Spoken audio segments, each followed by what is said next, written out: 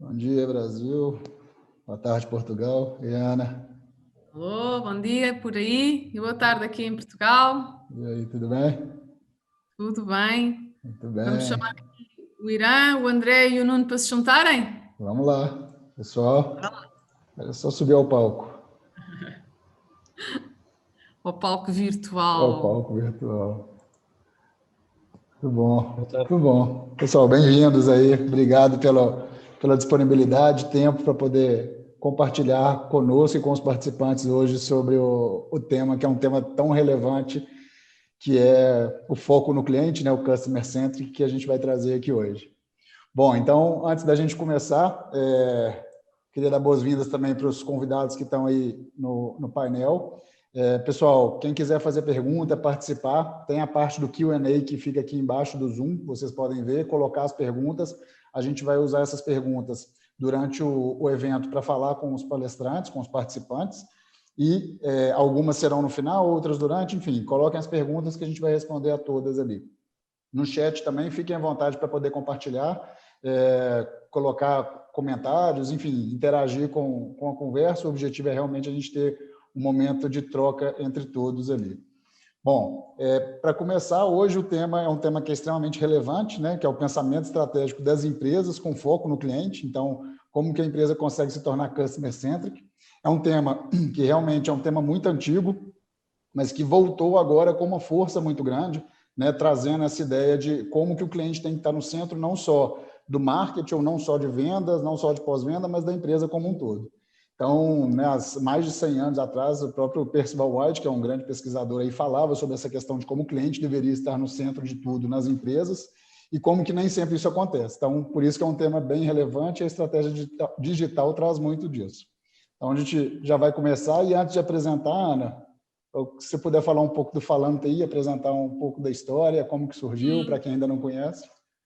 Para quem ainda não conhece, o Falando TI nasce há uns anos um blog luso-brasileiro, que tem como propósito, e existe ainda, mas tem como propósito aqui reunir o ecossistema das tecnologias de informação, especificamente o mercado B2B. E em 2018 nós quisemos materializar isto e fizemos a primeira conferência Falando TI em formato presencial, cá em Lisboa. E o Nuno é um cromo repetente, porque o Nuno estava num painel connosco de vendas, ao lado da Microsoft também a falar. A Microsoft falava de marketing e o Nuno falava de vendas. E foi um painel assim também interessante. Havia um pouco de picardia até, marketing e vendas, não é? Em 2018 estivemos juntos aqui no auditório do Oceanário de Lisboa, tivemos também em 2019 e em 2020 tínhamos o objetivo de fazer o evento presencial em Lisboa e em São Paulo. Não aconteceu, mas não faz mal, porque nós adaptámos-nos às adversidades, como dizia ontem o Rui Paiva. E então o que fizemos foi, ok, então isto é um blog, vamos fazer agora o evento, a conferência, mas virtual, e vamos unir Portugal e Brasil. E foi assim, unimos executivos de Portugal e Brasil para falar aqui de várias temáticas. A gestão, marketing, vendas, RH. Este ano temos aqui uma grande novidade que é um orgulho imenso ter-vos aqui aos três como convidados, porque mais do que marketing ou vendas, aqui é o centro do cliente. E então criámos este painel Customer Centric que vai unir marketing, vendas e CS. E, portanto, é um grande orgulho para nós estar a iniciar este painel precisamente convosco. E é isto, nós estamos aqui hoje num formato de partilha genuína, de conhecimento do setor das tecnologias, do mercado B2B e do outro lado, obrigada a quem está aqui a assistir, que também são executivos deste setor, digamos assim. Muito bom, muito bom. Então, Ana, para a gente já começar e partir para o que interessa, eu vou começar com a apresentação. Você comentou aí que o Nuno já esteve, mas o André nunca esteve, mas a RD já esteve com o Caio, né, num dos painéis aí em Portugal também, então já esteve. Mas a RD esteve também no primeiro, portanto, Sei, ok? sei, Vamos sei. repetir também. Faz parte da história do Falando TI. Isso é muito bom. Então, eu vou começar aqui fazendo a apresentação do André. André Siqueira, para quem ainda não conhece, é cofundador da Resultados Digitais, que atualmente é a RD Station, né? Acabou de virar a marca. empresa líder de automação e marketing na América Latina. Nos 8 primeiros anos da empresa, o André ele foi responsável por liderar a criação e a escalada da área de marketing, que inclusive virou uma área referência, né, de marketing dentro do mercado brasileiro. Ainda pela RD, o André ele se tornou empreendedor Endeavor, tá? E recebeu alguns prêmios como empreendedor do ano pela Endeavor em 2017, pela revista Pequenas Empresas, Grandes Negócios na categoria de serviços, e, além disso, foi eleito 3 vezes consecutivas pela Digitalks como o profissional do ano em Inbound, 2016, 2017 e 2018, ou seja, uma grande referência aí quando a gente fala de empreendedor e também do marketing. E André, em 2019, foi eleito pela Forbes o Under 30, ou seja, são alguns profissionais que a Forbes escolhe, também é uma grande referência. Na educação, ele é formado em administração pela Universidade Federal de Santa Catarina, já foi professor de marketing digital na pós-graduação da PUC do Rio Grande do Sul, na Biacademy, na Estácio e na Sustentária. Então, temos aqui uma pessoa com muito conhecimento, muita possibilidade de troca. André, muito bem-vindo aí e obrigado pela participação.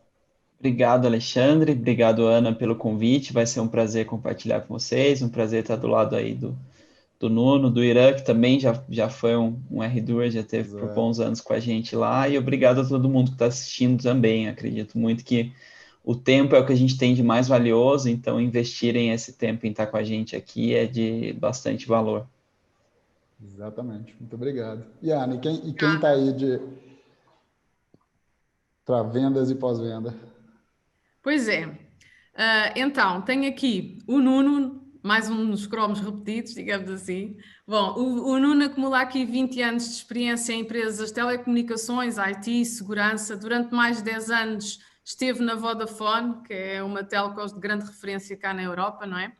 Desempenhou durante o seu percurso funções de marketing, de vendas, desenvolvimento de negócio, portanto isto está tudo muito interligado, digamos assim. Passou também pela Microsoft, e aí teve um propósito que foi realmente fazer transformação digital, apoiar a transformação digital de clientes e de parceiros, nomeadamente na área de retalho e saúde. Foi diretor de vendas da norte-americana BitSight para e-mail, Latam e Índia, e atualmente está a liderar a equipa de cloud em Portugal da Google. Bem-vindo, Nuno. Obrigada. Muito obrigado outra vez pelo convite, neste ambiente, mesmo neste ambiente assim virtual, pelo qual já começa a ser recorrente. Espero que no próximo ano, pelo menos, possamos estar todos juntos e que ultrapassemos rapidamente este flagelo que nos está a atingir. Mas, de qualquer forma, também quero agradecer o convite e também a toda a gente que nos está a assistir e que também nos irá assistir também na gravação, logo que seja partilhada. Sim, obrigada.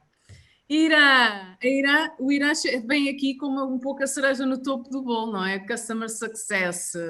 Bom, o Irã foi destacado pela Success Coaching como estando um dos top 100 dos estrategistas de Customer Success. Muito bom, parabéns! E, portanto, é autor do livro Customer Success, o sucesso das empresas focadas em clientes, que eu recomendo. Portanto, todas as empresas devem ler este livro. Atuou como Customer Success em mais de 250 empresas espalhadas no Brasil e além fronteiras do Brasil. Portanto, tem uma experiência acumulada de Customer Success, nomeadamente teve vários anos também na RD. E o Irã tem aqui um propósito muito interessante com o qual nós nos identificamos muito, que é o sucesso, de facto, ou seja, o serviço em prol do sucesso do cliente. Aqui o cliente muito o centro de tudo isto. Irã, muito obrigada. Este ano é um privilégio, já é por 2 vezes que estou contigo. E, portanto, é sempre bom estar aqui para ouvir-te e partilhares aqui também histórias, digamos assim. Beleza, obrigado. Meu Deus, Ana, tu falar que eu sou a cereja do bolo com o André Siqueira e com o Nuno aqui, eu não sei se seria, mas olha, eu fico honrado. Sinal que o nosso recheio do bolo é muito bom. Claro, é a cereja no topo do bolo, mas depois o bolo todo tem ali um recheio espetacular. Não tenha dúvida, né? É muito bom estar cercado hoje na nossa conversa aí com profissionais excelentes no mercado. Eu acho que a gente vai ter muito a trocar experiências e trazer coisas muito boas para o nosso público aí. Espero poder. Certamente. com todo mundo. Certamente. Estamos todos ansiosos aqui por vos ouvir. E eu lançava aqui uma primeira questão, Alexandre, se me permites. Pega aqui um bocadinho o que é que o Jeff Bezos, o fundador e CEO da Amazon, fala um bocadinho, faz uma analogia do género que os clientes devem ser realmente vistos como convidados da nossa festa, não é? E nós somos as empresas, devemos ser os anfitriões dessa festa, não é? E nós, como anfitriões, gostamos sempre de receber muito bem as pessoas, criar um bom impacto, criar uma boa experiência aos nossos convidados, neste caso, fazendo esta analogia aos clientes. Eu diria também que é muito fácil imitar um produto, agora o serviço que está por trás do produto não é tão fácil imitar. E os tempos que nós vivemos, claramente, se entende ainda para mais com isto tudo que temos vivido do digital, que a jornada do cliente já tinha mudado antes da pandemia, agora é facto que mudou completamente. E as empresas têm que ter uma visão holística, não é? Têm que envolver os vários departamentos para cada área dar a sua visão sobre o seu cliente, o seu convidado. E aí então todos juntos conseguirem definir uma jornada de sucesso e uma jornada que vai entregar valor, verdadeiro valor, porque na prática é o cliente que vai fazer o uso do nosso produto, do nosso serviço, e ele só faz uso e tira valor se tirar benefício com isso. Eu costumo dizer que não é desafiante adquirir um cliente, mas é muito mais desafiante manter esse cliente feliz, esse cliente com sucesso no seu negócio, não é? E todas as áreas que temos vindo aqui a falar de uma empresa realmente são importantes. Aqui, neste nosso painel, em que temos marketing, vendas e customer success, a pergunta que eu vos lanço é: qual é a importância, de facto, de cada uma das vossas áreas de atuação neste processo, nesta jornada do cliente?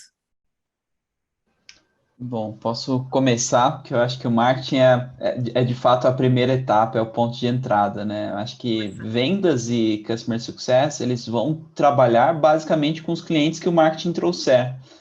Então, tudo que a gente trabalha em aspectos de comunicação, a forma como a gente apresenta, a forma como a gente apresenta o produto, isso vai ter dois efeitos ali diferentes. O primeiro ele vai gerar mais identificação ou repulsão de determinados públicos.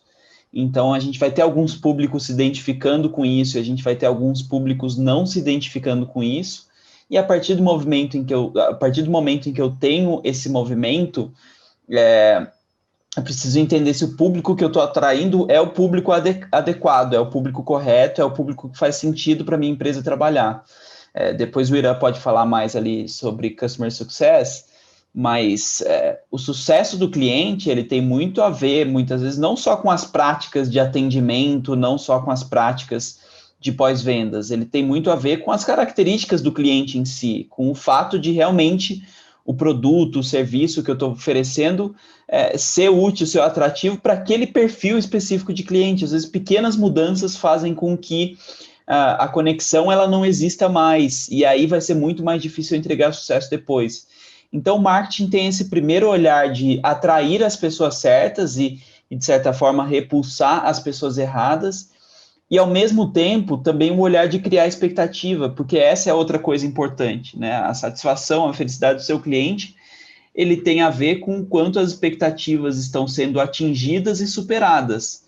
Muitas vezes, o produto, o serviço que a gente está oferecendo é muito bom, mas a expectativa gerada para fazer a venda, ela foi tão alta que gera uma infelicidade, que gera uma insatisfação, que pode fazer com que ele fale mal da sua empresa, com que ele abandone o seu produto, o seu serviço e passe para um concorrente. Então, esses são os dois pilares, para mim, que o marketing precisa atuar de uma forma assertiva. Ajudar a escolher, determinar o público e ter uma comunicação adequada para trazer especificamente esse público e criar uma expectativa correta, pertinente, que faça sentido para a nossa entrega. Obrigada, André. Se calhar posso complementar aqui um bocadinho também o que o André disse, quando o André disse que estava na primeira linha da frente de batalha, em conjunto com o Sales, já agora só por recordar há 2 anos atrás, Ana, Mas eu acho mesmo que, inclusive, antes de falar um pouco de sales e da transformação que temos de ter nas equipas de sales, é perceber um pouco, quando se fala de customer centricity e de foco no cliente, em que é que isto se traduz. A maior parte das empresas pensam apenas em produto ou em serviço, quando digo produto e serviço, em roadmaps de produto 2.0 e 3.0 e por aí fora, mas quando temos uma abordagem de customer centricity, acho que temos que inverter um pouco e ter aqui olhar para a equação de uma forma diferente. E aí vendas e marketing e customer success têm que trabalhar lado a lado. No meu entender, um dos primeiros pontos que nós temos é que temos que entender quais são os nossos melhores clientes e construir um negócio à volta deles. Não podemos ter aquela abordagem que vamos ter um produto e com este produto vamos endereçar um determinado mercado. Não, nós temos que estar a resolver problemas. Mas acho que um dos primeiros pontos em Customer Centricity vamos perceber quais é que são os melhores prospects, quais são os melhores prospectos, os melhores clientes, e vamos construir um nosso negócio em volta dele. Depois temos que olhar para métricas de marketing. As métricas mais convencionais são aquelas que estão orientadas ao produto e não orientadas a clientes, tipo unidades, market share, churn. Portanto, temos que mudar um pouco esta análise e cada vez mais aproveitar os dados que nós temos. Vamos recolher uma série de dados, vamos construindo ao longo da relação, quer seja com o cliente ou quer seja com o prospect, que ainda não é cliente, e temos que transformar e evoluir o negócio de uma forma diferente. Isto tudo, como costumamos dizer, data-driven. Nós temos que olhar para os dados, analisar todas as interações e perceber um pouco o que é que o cliente vale. E isto toca um pouco também conceitos como o lifetime value. Além de identificarmos o que se chamam muitas vezes os most valuable customers, temos também que começar a olhar para conceitos tipo lifetime value. E aqui, mais uma vez, analisamos as interações do cliente connosco e não só na componente de vendas. Vamos analisar 3 componentes muito específicas. Primeiro, quanto tempo é que este cliente vai ficar comigo? E termos aqui loyalty programs para assegurar o cliente e também, naturalmente, para, sempre possível, desenvolver negócio e fazer upsell e cross-sell. Quantas compras diferentes ou diferentes atividades comerciais irão surgir no futuro? E o terceiro ponto, qual o valor dessas mesmas atividades? Vamos precisar de data, vamos precisar de analytics, vai ser necessário criar uma framework organizacional e cultural onde é bastante diferente dos modelos convencionais existentes. Temos que mudar muito a nossa abordagem e esta abordagem é uma abordagem cultural que vamos falar nela um pouco mais à frente. Onde é que é importante também aqui o papel das vendas, agora focando aqui um bocadinho mais nas vendas, aquele sistema antigo de cold calling e eu numa vida anterior fizemos muito isso e com bastante sucesso, aquelas vendas de uma pressão mais elevada, aquelas apresentações em que estamos mais a ensinar ao cliente o que é que são os nossos produtos e as nossas tecnologias, não funcionam. Nós neste momento temos de ter uma abordagem muito mais consultiva, muito mais de longa duração, em que temos alguns elementos muito concretos quando estamos a fazer um engagement com algum cliente.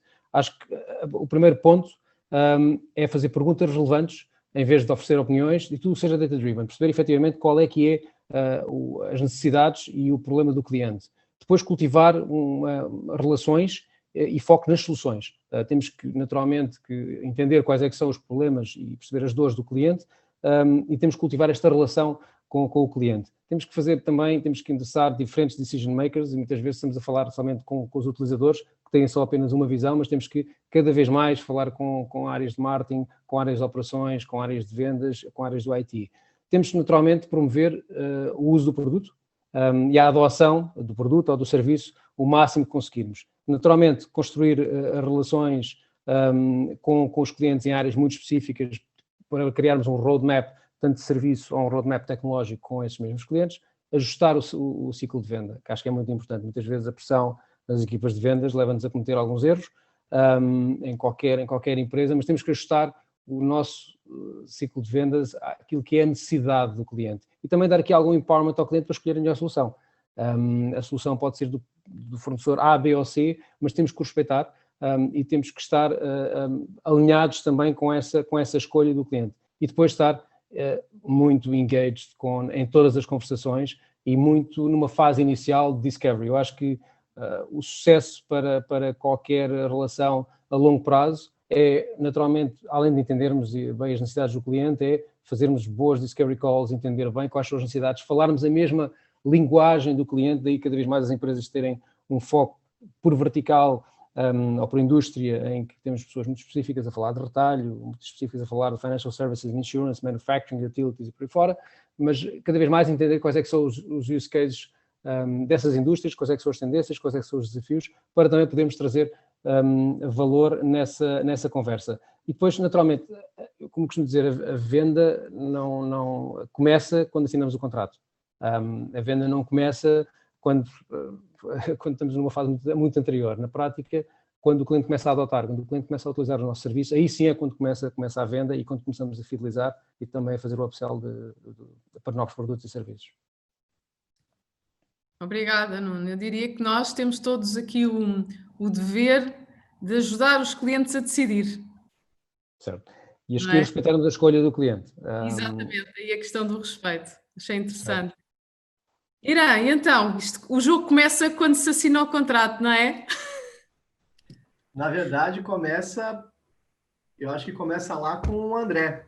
Quando o André falou que nós temos que dividir, a gente já começa a conversar ali, né? A gente faz a divisão do perfil, quem é a persona, com quem que nós vamos começar esse diálogo.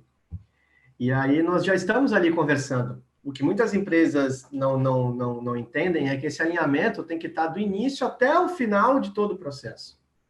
Então, como o Nuno falou ali, principalmente a parte, eu até anotei aqui, da mesma linguagem.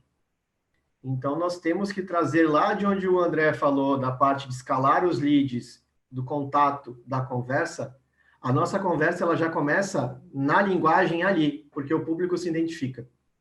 Então, a gente faz a passagem de venda, como o Nuno falou, e aí, Ana, como falou, nós assinamos o contrato, o nosso atendimento começa. A grande parte das empresas, o que elas cometem como um equívoco, por assim dizer, é que nós estamos entendendo que o cliente chegou novo, ele chegou do zero para o nosso atendimento, e na verdade a gente esquece de toda a bagagem que ele veio com a promessa do marketing, com a conversa de vendas, com o alinhamento de vendas, e o processo chega para o atendimento a partir dali, mas com toda essa bagagem já desenhada.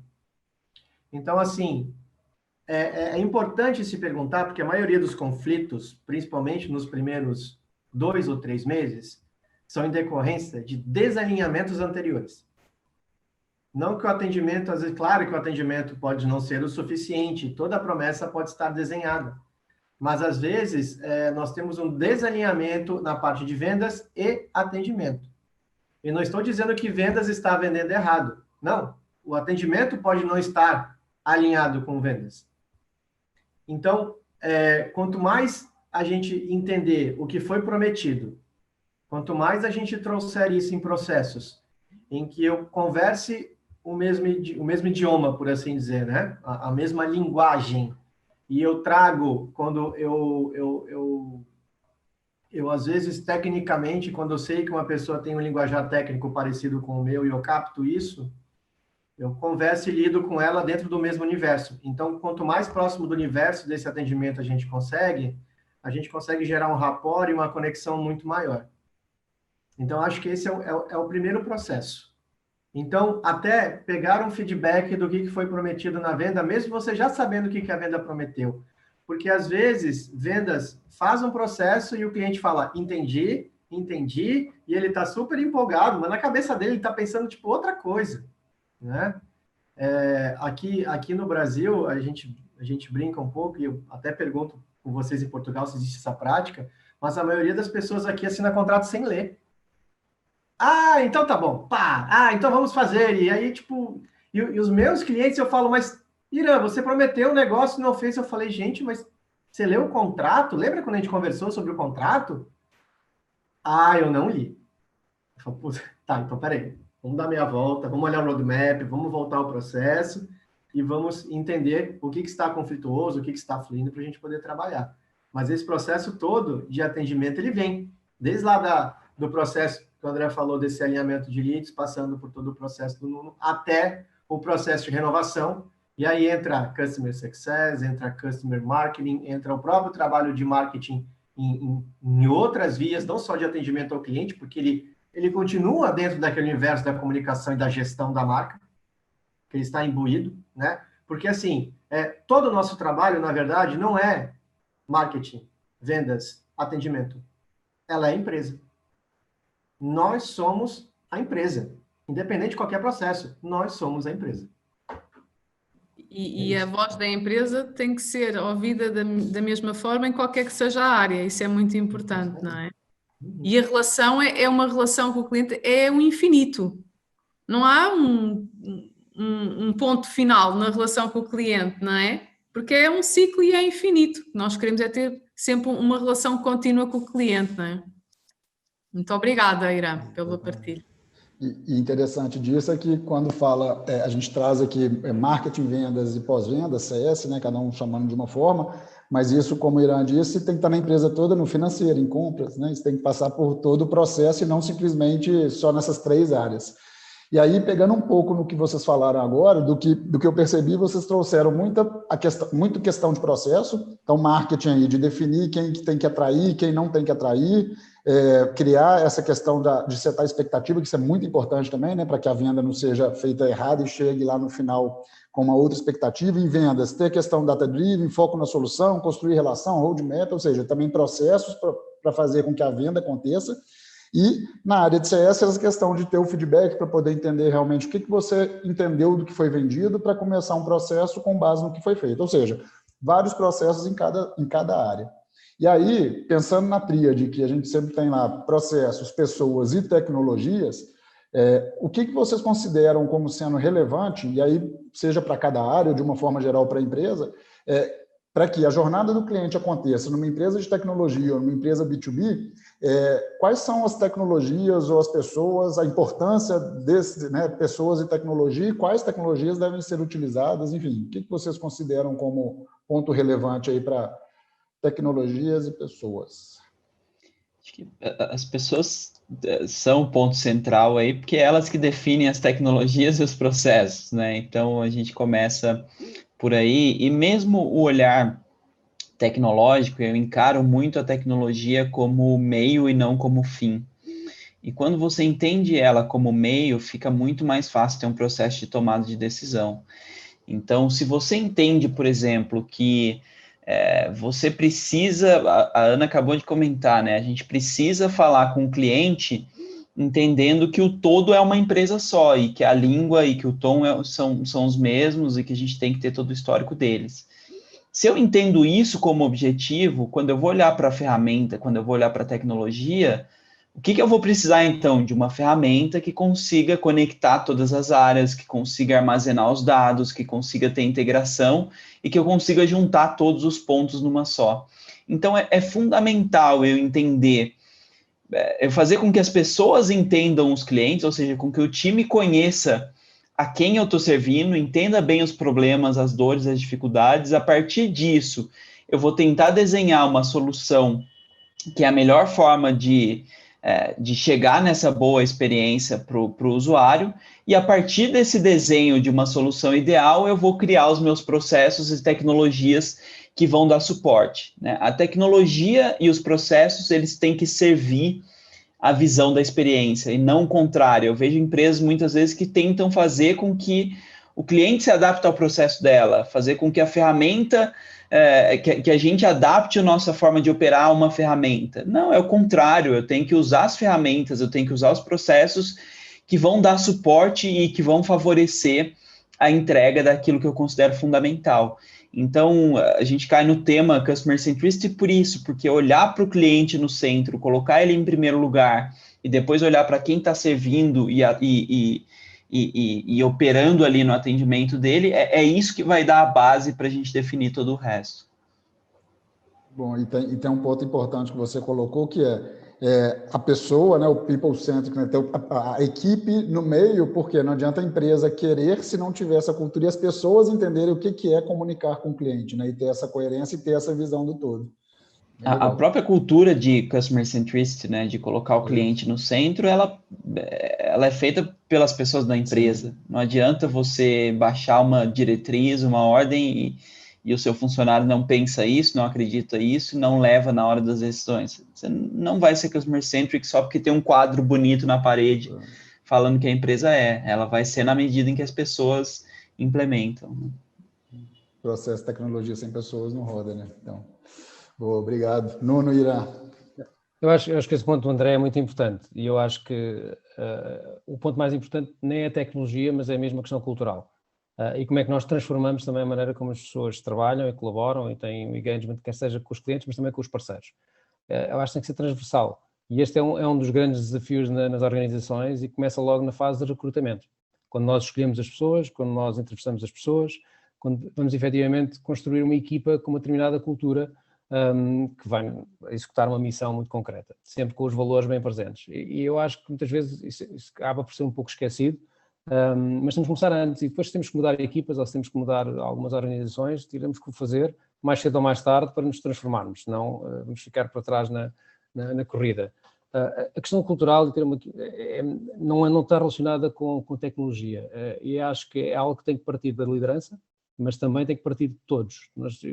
Uma vez um professor disse-me que nós temos que acordar todos os dias já com uma vontade de sermos customer-centric, não é? Não podemos ser agora uma determinada área e vamos transformar esta área agora, o Supply Chain Management ou o Finance ou só a equipa de Sales e o resto da organização continua a operar de uma forma um pouco diferente. Não dá, não funciona, para isso tem que haver uma mudança estrutural nas organizações e esse creio que é o maior desafio. E há sempre uma barreira, nós fazemos coisas de um determinado modelo há 15 anos, 20 anos, portanto quando estamos a falar aqui de large enterprise e de empresas muito grandes, ainda é um desafio muito maior, que essa transformação requer um esforço muito grande e muitas vezes algumas tomadas de decisão mais complexas. Quando são empresas que começam com tipo startups e as que nós chamamos já digital native, já vêm com uma cultura diferente. Se nós olharmos para algumas das digital natives também já em Portugal, já podemos ver que a abordagem já é muito diferente e já é muito mais customer-centric. Se olharmos para empresas já com muitos anos, temos que perceber que se elas só se transformam ou na prática vão morrer ao longo do tempo.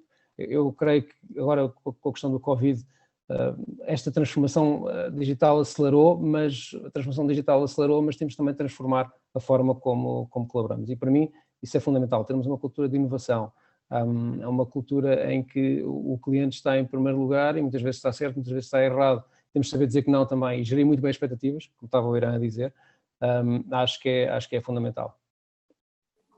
Bom, ou seja, a estratégia ela funciona para quem tem poucos clientes, né? No caso, uma estratégia que tem key account, que você vai trabalhar direcionado, como também uma empresa que tenha vários clientes e tem que fazer um para vários, mas mesmo assim é possível ainda pensar, né? Tendo uma estratégia bem definida. Show de bola, certo. Muito bom. Irã, qual que é a sua opinião? Eu entendo do processo, foi como o André falou primeiro, ele disse assim, ferramenta é meio, e de fato, quando eu converso com os meus clientes, eu falo assim, gente, não, mas aí vamos contratar uma ferramenta assim, a gente faz aqui, eu falo, gente, põe no papel primeiro, coloca as ideias no papel, desenha, literalmente desenha, põe um bilhetinho, joga a linha, faz não sei o quê, faz o teu mapa mental. Entende o que você quer fazer como solução, e aí você vai encontrar ferramentas. Você já pode ter até a ferramenta na cabeça. Mas várias vezes eu trabalhando com questões de software e atendendo clientes na base de software, eu sempre disse, a ferramenta vai te ajudar. Ela não vai resolver o seu problema. Você tem que ter a solução e a ferramenta vai agilizar a solução desse problema que você quer. Né? Não adianta a gente ter uma solução Google se eu não consigo agilizar os processos e nem compartilhar meus arquivos para ter mais agilidade numa produção de um conteúdo, por exemplo. Né? Eu não consigo, eu não vou vender mais porque eu tenho uma ferramenta de disparo de e-mail se eu não sei o que escrever, nem que fluxos eu vou usar para trazer esse meu cliente. Então, nós precisamos desenvolver isso de uma forma em que eu entenda como realizar. Esse é o primeiro ponto. Né? E como o Nuno falou, nós estamos numa cultura de inovação. E muitas vezes as pessoas, e é um processo totalmente normal, quando a gente vai adquirindo novos conhecimentos, principalmente na parte cultural de aceleração das coisas, onde muitas empresas estavam, vamos fazer o home office passo a passo. Deu a pandemia, é para ontem. Aprende para ontem. Então, assim, alguns conceitos ainda as pessoas entendem de forma errada. Mas é um processo natural de entendimento, né? Então, como o Nuno falou, às vezes nós estamos num processo e o cliente pede alguma coisa para você que ele acha que está dentro de um contexto e levar o cliente ao sucesso é também, como o Nuno falou, dizer não. porque dizer não também é um processo de transparência. Dizer para você, isso aqui eu não resolvo, isso aqui eu não te entrego agora, isso aqui não dá para fazer. Desde que você também traga ou soluções alternativas ou indique outras coisas para ele. Desde que você, isso aqui não está no meu core business, né? Eu trabalho com marketing digital. Eu não vou resolver a sua questão de fluxo de caixa administrativo financeiro. Mas eu posso indicar alguém que possa fazer isso. Então, são pontos em que a gente vai também tratando as pessoas, porque muitas vezes os anseios vão muito mais além do que você pode oferecer. E aí você pode trazer soluções ou dizer, não, eu trabalho até aqui. E a transparência. E quando você gera transparência, você gera confiança. Quando você gera confiança, o cliente fala, ok, ele me disse não, que bom que ele me disse não. E aí você gera um estreitamento dessa relação, não um afastamento. Ira, muito interessante o que estás a dizer, porque nós ontem tivemos o painel de liderança em TI com 2 CEOs, um daqui de Portugal e outro aí do Brasil. O Rui Paiva, que era o CEO convidado de cá, ele dizia que uma das competências dos líderes deve ser a partilha e a honestidade.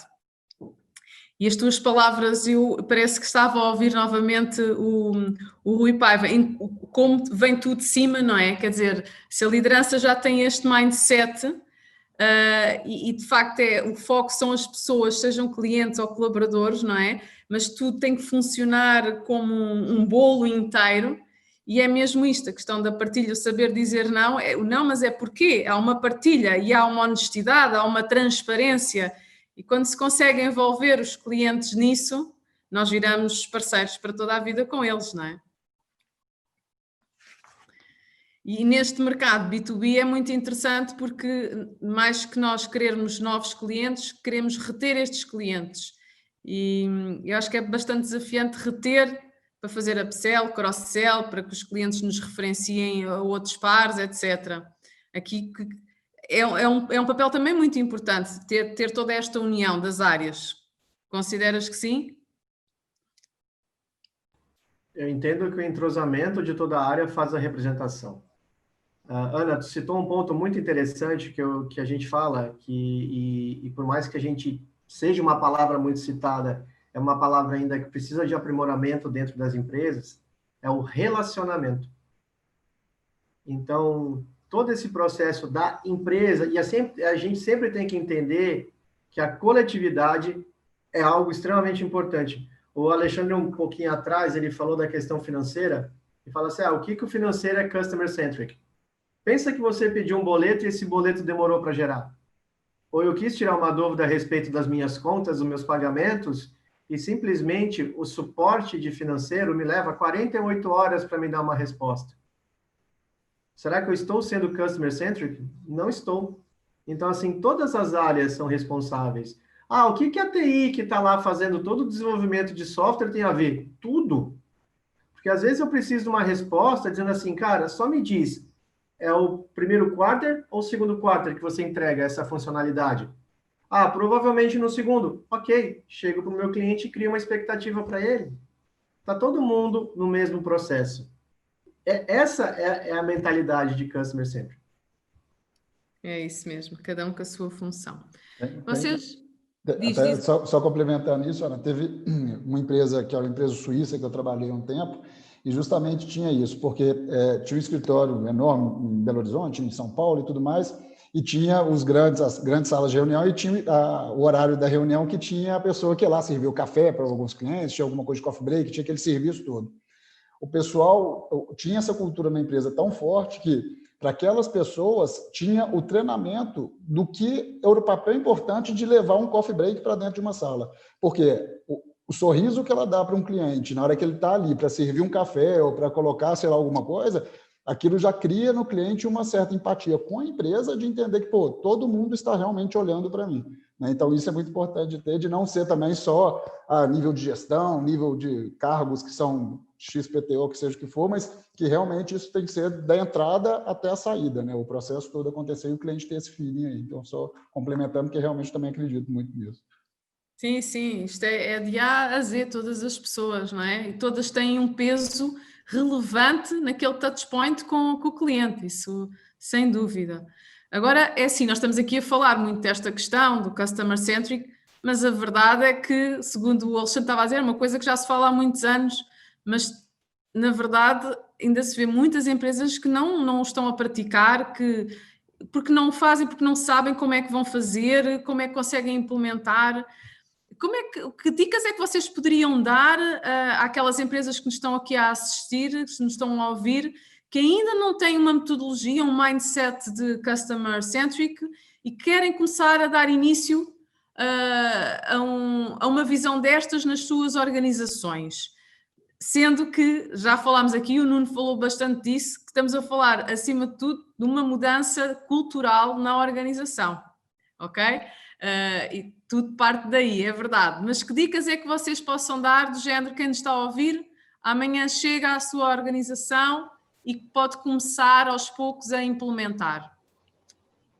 Eu acho que uma coisa muito simples para mim, como ponto de partida, é colocar na agenda 1, 2 horas que seja para você conversar com o seu cliente, para você entender o seu cliente, para você perguntar para ele como é que ele descobriu, como é que ele começou a entrar nesse assunto, o que fez ele escolher a sua empresa, o que ele tinha de expectativa, o que ele tinha de dúvida, o que ele tinha de dor, quais expectativas foram atendidas, quais não foram. É basicamente eu ter um processo frequente de conversa, de entrevista. Assim, boa parte do que a gente vai ter de soluções que são customer centric, elas passam primordialmente por entender o cliente. Muitas vezes a gente acha que sabe, a gente acha que conhece, a gente acha que está tudo bem, mas é um achismo infundado, né? Quando a gente vai para a prática, a gente percebe que não é assim. Então, é muito comum, inclusive, que você tenha pessoas no front, você pega, por exemplo, um time de Customer Success, muitas vezes ele tem uma visão da própria empresa muito diferente da visão que tem o CEO ou da visão que tem alguém de marketing, por exemplo, porque essas pessoas normalmente ficam mais da porta para dentro, elas estão ali pensando em estratégias, bolando as coisas, sem necessariamente ter esse entendimento do que está acontecendo na prática. Então, eu acho que colocar na agenda um momento para conhecer, conversar com o seu cliente vai ajudar a ficar muito mais claros quais são os ajustes, otimizações que você precisa fazer na sua empresa para que ela atenda de fato a essa demanda natural que o cliente tem. Eu agarrando aqui um pouco nas palavras do André, eu acho que temos que ir um pouco mais além. Além de olharmos para as pessoas e para os processos, identificarmos aqui alguns pontos em que temos que melhorar desde já. Como eu disse antes, acho que quando estamos a contratar novas pessoas, devemos olhar logo para alguns indicadores, como é que elas veem a abordagem ao cliente. Se é uma vertente mais seller-centric ou se é uma vertente mais customer-centric. Do ponto de vista para as organizações que já existem, há algumas das coisas que devem mudar é o modo como olham apenas para o produto, em que eu tenho um produto, em que eu tenho um roadmap muitas vezes que é muito fixo, muito monolítico, com todas as fases, e tenho que começar um pouco a olhar mais para dentro e para o cliente. Poucas são as empresas que analisam os dados e a data que têm, e muitas vezes essa data é valiosíssima e não estão a utilizar no melhor sentido, isto é, não sabem e não conhecem basicamente o histórico do cliente, sabem quais são as compras que ele fez, não sabem quais são as tendências, não sabem quais são as recomendações que podem fazer no futuro. Portanto, eu acho que o primeiro ponto é olhar para os dados, como estavas a dizer, André, para não termos aqui uma opinião, mas para termos dados concretos, é olharmos para os dados, percebermos efetivamente quais é que são os clientes mais valiosos, porque é que eles são os clientes mais valiosos, o que é que nos distingue também para esses clientes versus a concorrência, e começar a ter uma abordagem mais focada no cliente. O cliente escolheu-nos por estes motivos e é isto que temos que fazer no futuro também para começarmos com esta abordagem. Agora, temos que transformar a forma como nós pensamos do ponto de vista, mais uma vez, cultural. E aí sim, com a área financeira, com a área de supply chain, com a área de legal, muitas vezes, em que estamos à espera de um contrato, estamos à espera de red lines para entregarmos e estamos quase no final de um quarter e existe um grande stress. Portanto, tudo isso depois depende da transformação que temos que fazer nas equipas. E vai haver casos que vai ser um bocadinho mais difícil pela própria natureza da equipa e da área, mas o mais importante é começarmos a fazê-lo, nem que seja através de pequenas metas, começarmos a olhar para os dados que nós temos dos clientes e analisarmos e percebermos um pouco qual é que poderá ser o futuro e, acima de tudo, sermos consistentes. Eu acho que muitas vezes começamos com alguns projetos, existe pouca consistência e pouca disciplina, a isso já estamos habituados, mas a questão da consistência acho que é fundamental. Começarmos a ter tomarmos decisões baseadas em dados, quer sejam dados de marketing, quer sejam dados de vendas, quer sejam dados de adoção de uma determinada tecnologia que vem da área de Customer Success, olharmos para estes dados todos e pensarmos numa estratégia concreta, seja orientada para o cliente, porque aí sim nós estamos a ter a maior conversão, estamos a ter a maior taxa de sucesso e não em, muitas vezes, tendências de mercado. Nós muitas vezes olhamos para as tendências de mercado e agora dizemos isto vamos ter agora X clientes no mercado que vão adotar estes X tecnologias, mas é muito fluffy, não é? Nós temos um melhor asset, nós temos os clientes e temos dados para fazer essa análise, apenas temos que os fazer e temos que ser consistentes na nossa abordagem, não desviar-nos do caminho. Bom. Merci. Irã, queres complementar aqui com as tuas dicas? Eu acho que o André falou em escutar, o Nuno falou em processos, e aí eu trago um terceiro apontamento, que é escutar o seu atendimento. Escutar as pessoas que estão no seu time, para que você possa entender também o que é o entendimento deles a respeito dos seus atendimentos e dos seus clientes. Porque o que o André falou é extremamente importante. Eu vou lá e vou escutar os meus clientes, eu vou ser ouvido.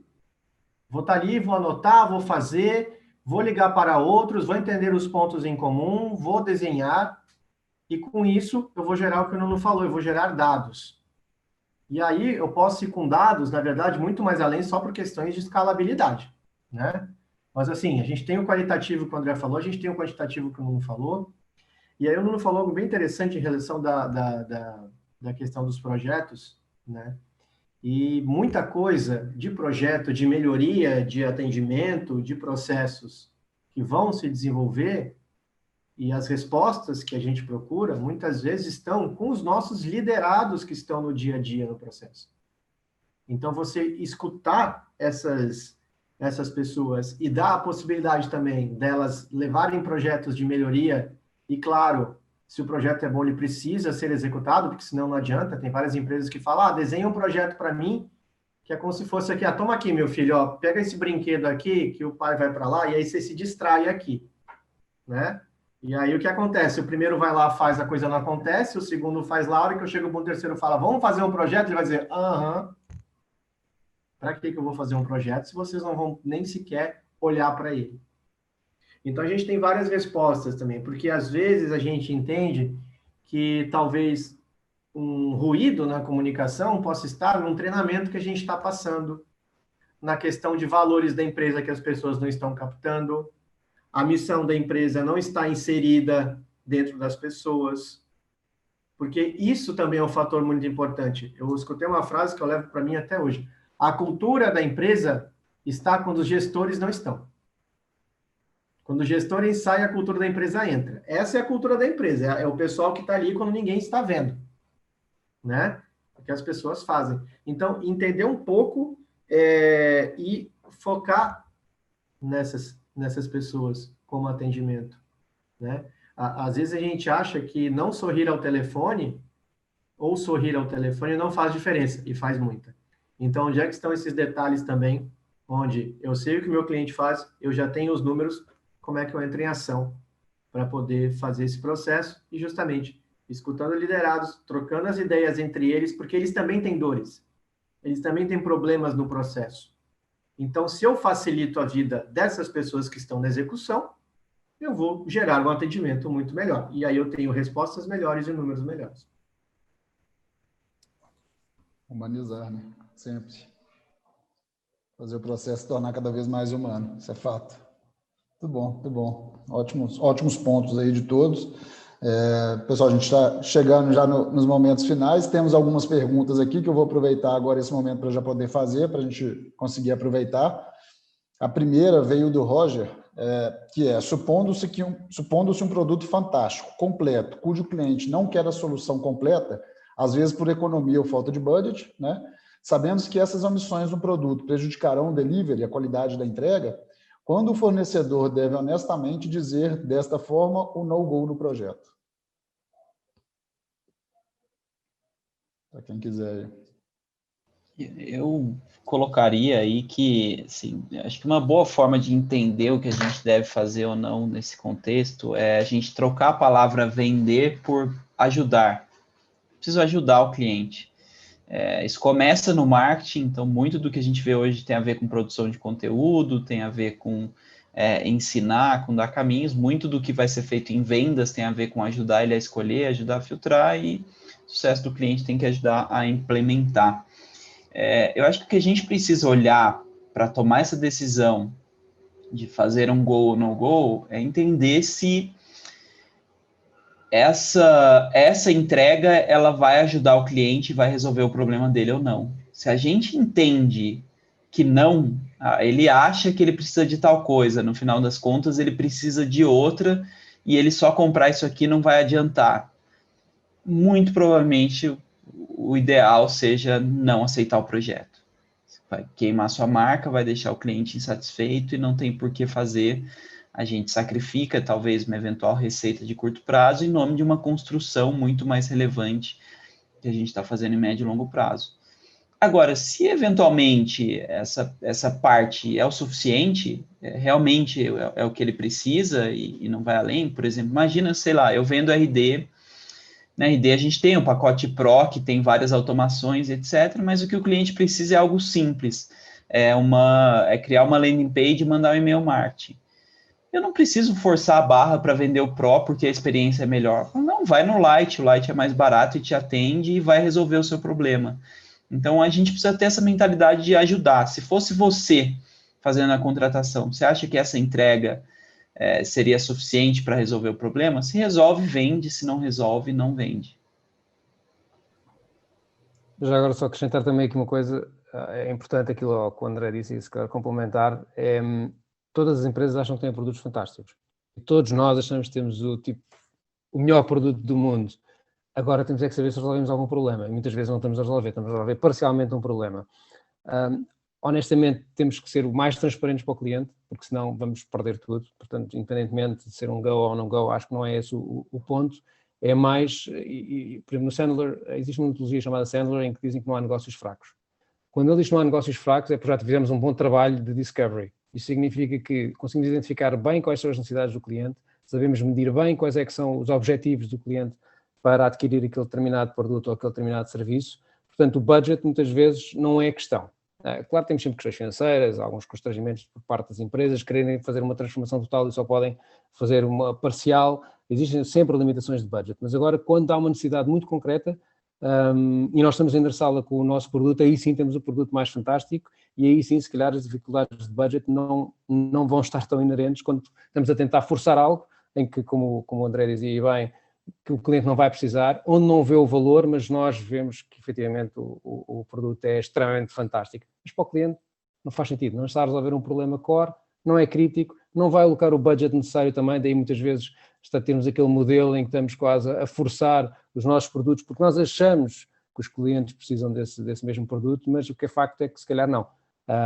E daí termos que avaliar um pouco o que é que nós achamos a nível de solução completa ou de produto fantástico, se calhar não estamos a vender ao cliente correto aquilo que ele mais precisa. Legal, boa. Ou seja, setar a expectativa e enxergar o cliente, talvez até para criar algo direcionado para o que ele precisa, né? Isso vira até um novo produto dentro da empresa. Muito bom. Bom, então temos outra aqui que é da Débora: como podemos mudar a cultura de uma empresa para que se torne customer-centric?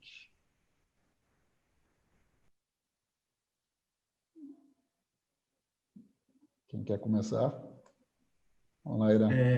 Eu acho que mudar a cultura, ela tem uma relação de comprar uma ideia e nós precisamos comprar uma ideia desde lá de cima, porque é muito interessante isso, eu vivi na prática, o quanto o reflexo de um CEO, mesmo quando ele não está presente, vamos dizer assim, na operação, você percebe que a cultura dele faz um top-down. Se ele fala assim, nós temos que respeitar as pessoas como elas são, nós temos que trabalhar de forma respeitosa com elas, tanto as pessoas que trabalham aqui quanto os nossos clientes, isso desce. Quando você tem um CEO que fala assim, a gente tem que vender, se vira, vende, tem que vender. Você vai ter toda uma estrutura desestruturada descendo, que não importa como você tem que vender. Então, a estrutura de Customer Centric, quando você tem uma boa equipe também trabalhando a cultura do cliente dentro de clima organizacional, que isso também é preciso, porque ninguém de mau humor consegue atender bem um cliente. Ninguém que não compre a empresa consegue atender bem um cliente. Em venda, em marketing, em CS, você precisa ter isso. Então, o primeiro ponto que eu entendo é a modificação quase num top-down natural. É preciso não só vir de cima, eu acho que eu estaria falando errado, eu estaria impondo uma regra que não é o fato. Mas quando nós temos CEOs preocupados e CEOs engajados nesse processo, nós temos naturalmente um processo que desce para toda a empresa. Eu acho que isso eu vivi muito na RD. Eu acho que o André até pode trazer um pouco dessa experiência maior, assim, justamente nesse processo. O que eu queria colocar aqui é que eu acho que cultura é uma coisa difícil de mudar, tá? A gente não pode achar que vou mudar minha cultura e amanhã é assim. Eu acho que a cultura, ela é estabelecida na rotina, no cotidiano, ela é uma construção e que ela é reforçada o tempo inteiro por meio das nossas falas, das nossas recompensas, das nossas avaliações. Então, acho que uma cultura centrada no cliente, ela já começa em processo seletivo, ela já começa em quem você está contratando e como você entende o quanto as pessoas têm isso intrinsecamente. Então, você vai trabalhar com alguém de vendas, me conta a sua experiência, me conta o que você faz se acontecer tal coisa e tal coisa, me conta como é que você entregou tal resultado. Você vai ouvindo e tentando já avaliar com esse contexto. Quando a gente faz um performance review, quando a gente faz análise de desempenho, quando a gente vai decidir quem foi promovido, quem vai ganhar aumento, quem vai virar o chefe, etc., eu tenho que incluir na minha análise o quanto esse aspecto está relacionado, eu tenho que fortalecer o quanto isso é importante para a minha empresa. Quando eu vou ter os encontros, seja encontros semanais para falar de resultados, seja a gente fazia na RD os offsites, né, os momentos ali com o time inteiro para apresentar o ano, a estratégia, os planos, toda a oportunidade que a gente tinha, a gente reforçava o que era importante, o que a gente estava olhando, o que era a cultura. Então, assim, se essa cultura não existe, o meu ponto é, primeiro, assim, em cima, especialmente, a gente tem que estar muito convencido de que é isso que a gente quer. Você não pode fraquejar, você não pode, beleza, a nossa cultura é customer centric, mas puxa, esse mês ficou difícil, vamos empurrar a venda desse produto aqui que não serve para nada e não vai ajudar o cliente. Você não pode ter esse tipo de fraquejada, né? Esse tipo de oscilação. E a partir do momento que a gente entende isso, entender de fato como um processo de longo prazo, ter uma comunicação emocional com o time, criar esse vínculo, reforçar a cada momento, entendendo que é uma transformação gradual. Assim, eu, sinceramente, eu não acredito em uma fórmula mágica que a gente vai chegar no time e falar assim, gente, a partir de hoje a nossa empresa é customer centric. Eu acho que são pequenos passos, pequenas práticas que a gente vai dando para, com o tempo, isso se tornar algo natural. Já agora, só também adicionando aqui mais alguns pontos, eu acho que há algumas lições e acho que do ponto de vista das organizações, existem aqui alguns pontos também importantes, que é, temos que estar atentos e criar, se calhar, alguns drivers e repensar a forma como as pessoas, os processos e a estrutura está montada e interagem no dia-a-dia. Todas as equipas estão sempre constantemente a criar sistemas e processos, estão sempre a transformar, mas temos que pensar um pouco também como os melhorar e temos que ter essa capacidade e essa vontade. Também como é que nós os devemos fazer? E outro dos pontos que gostava de trazer é, nós temos que medir, temos que tomar decisões e temos que ser muito transparentes nesses processos. É importante reconhecermos e termos aqui um bom sistema de feedback a decorrer dentro da organização, e as pessoas dessa organização têm que acreditar que o feedback que dão ou que recebem vai ter um impacto nessa cultura e nessas mudanças e nessas tomadas de decisão. Portanto, é muito importante medirmos, mais uma vez termos dados, tomarmos decisões e sermos transparentes ao longo destes processos de transformação, que muitas vezes são dolorosos. Há outro ponto muito importante que eu recomendo, e muitas vezes nós somos um pouco introvertidos, que é não termos medo de falhar.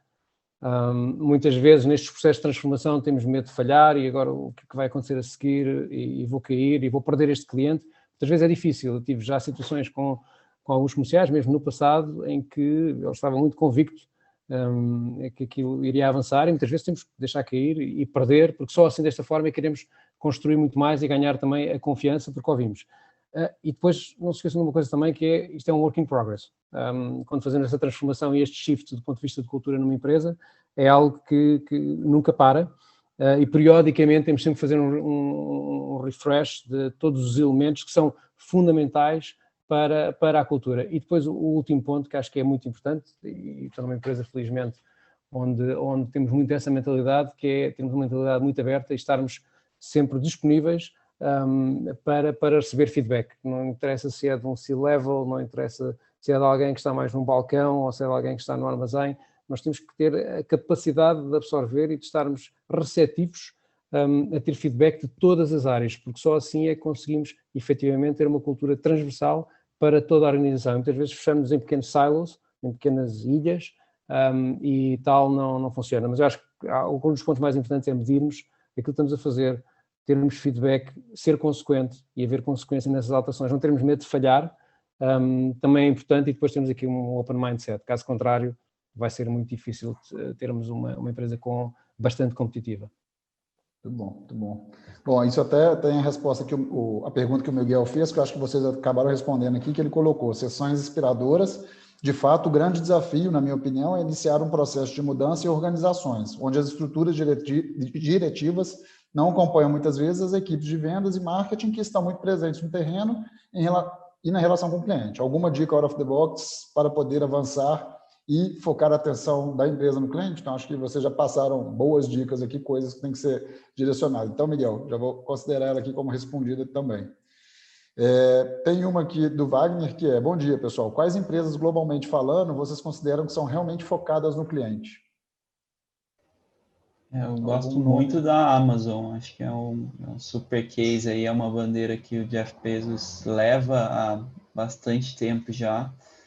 Se você pegar os livros deles, as cartas deles, eles falam bastante isso. Acho que boa parte se você for olhar para outros, vão ter inúmeras empresas que fazem isso, mas a Amazon, acho que ela tem uma coisa de colocar muito disso para fora, né? As cartas do Bezos, elas são explícitas em cima disso. Então, por exemplo, o próprio Nuno está no Google. Não tenho dúvida que o Google é uma empresa que olha muito para o cliente e tal, mas eu acho que ele é menos explícito em passar essa mensagem. A Amazon, se você pegar as cartas tem livros, inclusive, no Brasil sobre as cartas do Bezos e etc., você vai ver o quanto isso é presente em tudo que eles fazem. Muito bom. Amazon. E no Nira, alguma empresa específica, além do Google? A gente tem, né, que nem o André falou, a gente tem a Amazon, tem o Google. Eu gosto de como a maneira, e aí quando a gente fala em atendimento ao cliente, às vezes a gente esquece de como a questão tecnológica também nos apoia. E eu vejo isso muito através também de Customer Experience. Se a gente for trabalhar no Customer Experience, por exemplo, a Netflix, ela atende muito bem enquanto serviço. E às vezes, quando você está nesse processo e você encontra outras concorrentes e você vê que usabilidades não ajudam, eu entendo que a Netflix hoje é uma que atende super bem nesse processo. E se a gente for pensar em experiências que também são referências em atendimento, a gente não pode esquecer da Disney, né? A Disney é uma das maiores referências de atendimento, e estamos falando aqui de entretenimento. É bastante explícito, também é um case. E quando o André falou da Amazon, a gente hoje, eu vi um número, estava ouvindo, aqui tem um podcast no Brasil chamado Jovem Nerd, e eles estavam falando que 66% das famílias americanas hoje assinam o Prime da Amazon, né? Como forma de assinatura, como forma de serviço. Então, quer dizer, é algo hoje que esse tipo... E olha a força de atendimento. Quando a gente fala nessa força de atendimento, a gente está falando que a Prime hoje está, nos Estados Unidos principalmente, vencendo as grandes lojas físicas. Que entre você estar na mesma cidade, ter uma entrega na Amazon no mesmo dia, já compete com esses fatores. Então, assim, é bem interessante também a gente pegar esses exemplos. Muito bom. Eu posso dar dois exemplos, um além da Google. Naturalmente, nós somos muito customer-centric, quer seja na parte da cloud, quer seja na parte dos ads, onde ajudamos também os clientes a fazer o drive do seu próprio negócio, principalmente na parte do B2B, ajudando com toda a parte da análise dos dados, mas para não estar a falar da Google e ser aqui o mais imparcial possível, eu não vejo, acho que a Amazon também concordo com todos, mas já agora só para acrescentar se calhar a Apple, e a abordagem do Steve Jobs, eu recordo-me em 97, 98, quando ele regressou outra vez à Apple, em que o método dele era muito simples. Vamos olhar para a experiência do cliente e vamos olhar para trás para a tecnologia. Não vamos olhar para a tecnologia e perceber agora o que é que vamos fazer com isso para criar uma boa experiência para o cliente, muito ao contrário. Olhamos para o cliente, experiência do cliente, e agora sim vamos olhar e fazer o percurso inverso e sim começar a endereçar estas questões que os clientes pretendem ter nos seus equipamentos e resolvê-las com a tecnologia. E acho que essa abordagem é a mais adequada, portanto também se calhar adicionava aqui além da Google e da Amazon, também e da Disney também e da Netflix, se calhar também a Apple. Muito bom, muito bom. Bom, aqui também já duas perguntas, tinha uma do Léo, que ele tinha colocado aqui no chat perguntando da Disney, então a resposta é sim, né? E a outra aqui que a Fernanda tinha colocado, que é como a RD e o Google fazem na prática para criar uma equipe com uma cultura focada no cliente. Então, também vocês responderam aqui, eu vou considerar como respondida. E para a gente fechar, a última pergunta é da Marina, que o Nuno falou em data-driven. Que tipo de dados devemos procurar analisar para além dos tradicionais que usamos para perceber melhor qual poderá ser o futuro? Pode dar alguns exemplos? Sim, eu posso dar. Existe uma série de ferramentas também que permitem medir toda a parte da visitação a nível do website, tools como o HubSpot, Engagio e muitas outras que também são nossas parceiras. Nós conseguimos imediatamente perceber onde é que o cliente fez alguns cliques, isto na parte mais do e-commerce, onde recolhemos muitos dados, mesmo sem existir aqui uma transação comercial, e efetivamente perceber quais é que são as tendências do cliente, onde é que ele marcou como wishlist ou como favoritos, o que é que ele meteu no basket case e acabou por retirar do basket case, com que periodicidade é que ele fez as compras, em que altura temporal é que ele fez as compras. Por exemplo, a Amazon faz isso muito bem. A Amazon, do ponto de vista de recomendações, as recomendações que eles fazem são tão otimizadas, é tudo data-driven. Agora depende aqui muito de cada organização, mas todos nós temos dados, muito mais do que olhar detalhes de faturas ou padrões também de utilização de determinados serviços, mas é sim perceber muito mais aquilo que existe à volta do cliente e do ecossistema do cliente, que perguntas é que ele fez em relação a alguns parceiros, que soluções verticais é que ele andou à procura e com que parceiros é que ele já teve também esse modelo de engagement, e a partir daí depois ter diferentes tecnologias, como o BigQuery, com tools de machine learning on top, que depois podem ajudar a tomada de decisão. Mas há muitos dados, depende da presença também online. Acho que aqui cada vez mais é fundamental termos uma presença ativa nas redes sociais e nas plataformas digitais. Isso é fundamental, porque hoje em dia, inclusive o feedback que falámos há pouco, acontece em real time, acontece de uma forma instantânea. Nós temos a tendência para partilharmos no momento e não passar 2 ou 3 dias uma transação que já aconteceu.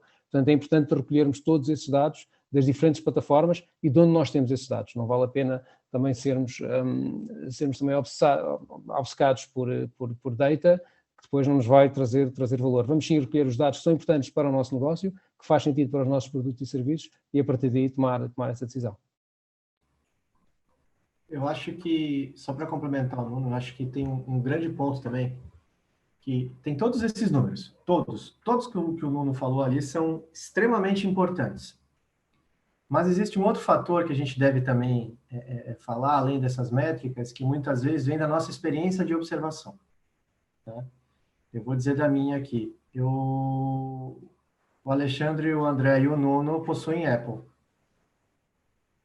Acertei? Pelo fone que vocês estão usando, me parecem ser o mesmo modelo, inclusive. Na lateral aqui, foi a primeira coisa que me chamou a atenção. Eu errei, Nuno? Erraste. Tenho um Chromebook e tenho um Pixel 4 Plus, mas os headphones são espetaculares. Tá, ok. Podia utilizar os Bose ou outros. Também tenho uns Pixel Buds, só para ficar claro, mas estou a utilizar estes. Acertei o gadget, né? Então, assim, tipo, eu já vi que os três têm produtos da Apple. E às vezes a gente conversando com os nossos clientes, num detalhe, numa conversa, numa hipótese, você começa a levantar esses dados também de comportamento de consumo. E isso é muito importante dentro da forma de atendimento ao cliente, centrar o cliente dentro desse universo, né? Eu fiz essa brincadeira aqui porque me chamou muita atenção. Realmente, os mesmos modelos de fone, eu olhei e falei, meu Deus do céu. Falei, legal. Mas, assim, isso, quando eu observo, eu levanto essa hipótese. Quando eu levanto essa hipótese, eu posso levantar números. E quando eu levanto números, eu posso validar isso através de conversas. Foi o que o André falou e o que o Nuno falou. Então, assim, nós precisamos também ter esses insights e conversar entre equipes. Porque isso pode nos trazer coisas muito valiosas, né? Então, assim, o que a nossa ação de marketing deu de reflexo nos clientes? Eu percebi que todos comentaram sobre isso. Que todo mundo disse que a campanha parecia com não sei o quê. Será que o marketing tem esse feedback? Será que eles estavam nesse pensamento? Será que validaram o pensamento deles? Ou será que vai trazer novos insights? Então, isso também é importante para a gente trazer números, trabalhar e desenvolver também novas hipóteses. Muito bom, show de bola. Ótimas respostas aí, obrigado, pessoal.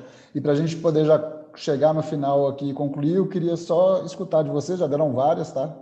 Mas quais dicas que vocês deixariam aí para quem está participando com a gente de livro, vídeo, enfim, coisas que sejam tanto inspiradoras ou que sejam focadas no tema que a gente tem falado aqui, para que a gente possa sair, pesquisar um pouco e aprender um pouco mais.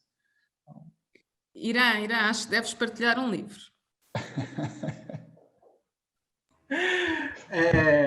Que nem fala assim, não, eu sou suspeito para falar por causa dessa criancinha aqui, né? Exato. Mas eu acho que existem muitas coisas ricas também. Eu acho que, né, eu falo, compra o livro do Irã Damin, né? Mas o Lincoln Murphy também tem uma biografia muito boa para a gente ir recomendando o livro. Nós temos também, eu acredito que exista na parte de podcast, o ClienteCast, aqui no Brasil. Como o filme O Senhor das Armas, eu acho ele muito interessante em matéria de negociação. Não que a gente vá negociar armas ilegais, né, gente, por favor, mas a forma como ele trabalha, como ele se relaciona com os seus clientes é bem engraçado, é bem interessante. Deixa eu já fazer um jabazinho. Saiu ontem o meu curso, o Manual do Customer Success, pela Hotmart.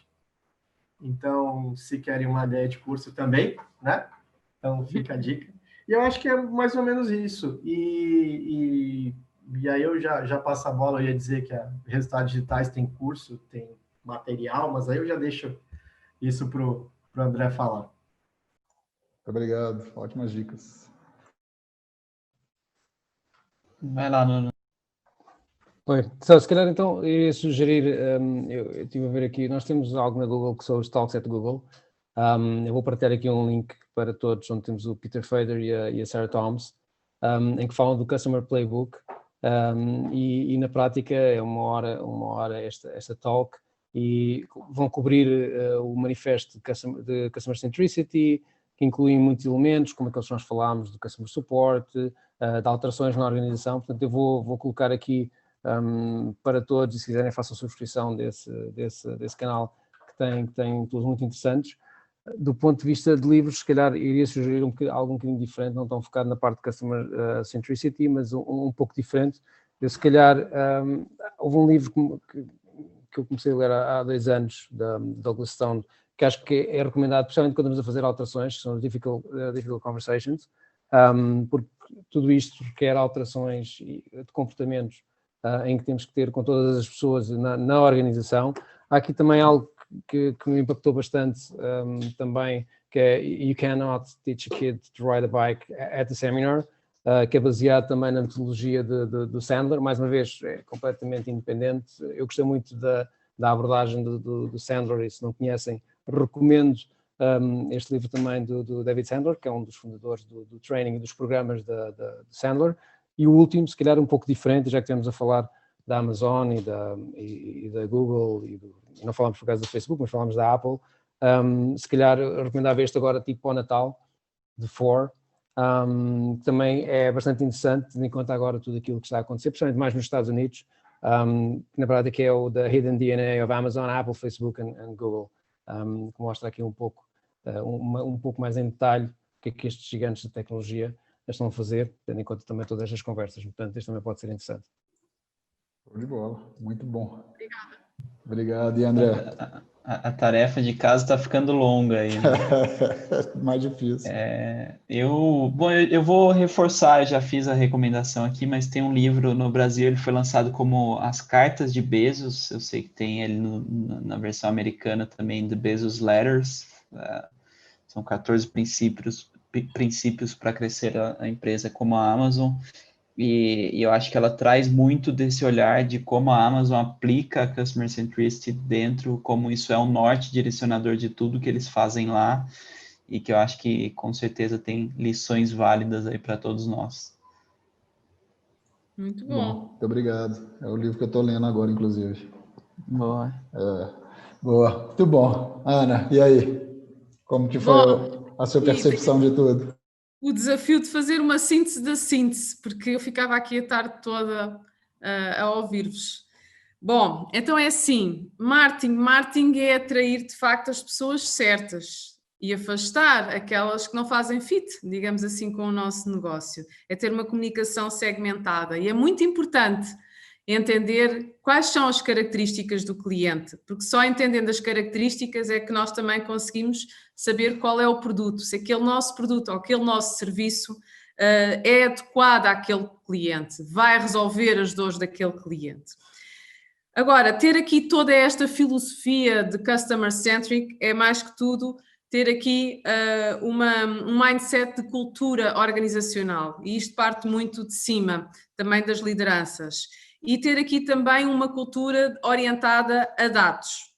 Ajustar o ciclo de vendas de acordo com as necessidades do cliente é fundamental, ainda para mais agora que é realmente gritante nos tempos que nós vivemos.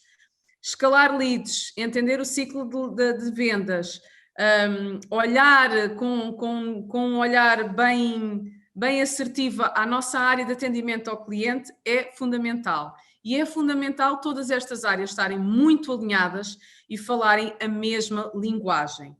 Todos têm que ter aqui uma visão muito holística. Toda a empresa tem uma responsabilidade para com o cliente, porque todos os colaboradores, em algum momento, encontram-se num touchpoint com os clientes e são eles que vão passar aqui a mensagem da empresa. Tecnologia e os processos têm que estar a dar suporte, de facto, ao negócio do cliente e têm que ter o cliente como sua visão. Agora, ter aqui uma visão de customer-centric é algo que não se pode implementar do dia para a noite, não é? Mas é possível começar a implementar. E uma das dicas aqui que o André nos deixou foi ouvir o cliente. Eu achei isto muito interessante, porque não é por acaso nós temos 2 ouvidos e uma boca. E ouvir é fundamental. Se conseguirmos ouvir o nosso cliente, se conseguirmos ouvir a nossa área de atendimento, muita coisa vamos tirar dali.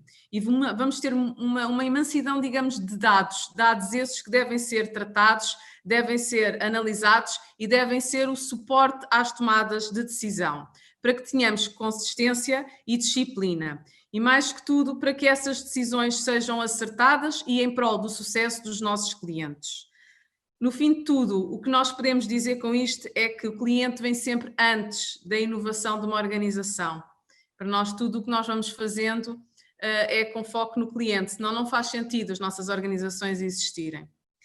E resta-me também aqui agradecer a todos vocês por esta partilha. Foi uma hora e meia quase de conteúdo fantástico genuíno, que mais uma vez vocês vieram com casos práticos, com a vossa experiência, e espero que tenham gostado também de estar aqui uns com os outros. De quem nos está a assistir também espero que tenham gostado. Eu adorei e ficava mais um par de horas aqui. Muito obrigado pelo convite. Muito bom, pessoal. Muitíssimo obrigado, André, Nuno, Irã. Foi excelente. Acho que realmente, como a Ana disse, mais tempo ficaríamos, mas temos o nosso tempo, então não conseguimos. Mas vai ficar gravado, então o pessoal pode voltar também e escutar o que foi falado. E espero que em breve tenhamos outras oportunidades de troca, de compartilhar o conhecimento e a experiência com o mercado ali. Ana, obrigado também pelo tempo. Obrigada, Alexandre. Eu também quero dar aqui um obrigado à Maria e à Débora, porque nós, para estarmos aqui, a Maria e a Débora estiveram a operacionalizar tudo isto. E elas estão aí a assistir, estão sempre a pôr coisas no chat, a chamar o pessoal. E, portanto, nós só estamos aqui porque temos uma equipa por trás, senão a gente não conseguia estar a fazer isto. Tá? Portanto, obrigada, Mariazinha, de Portugal, e a Débora do Brasil. Muito bom. Pessoal, obrigado.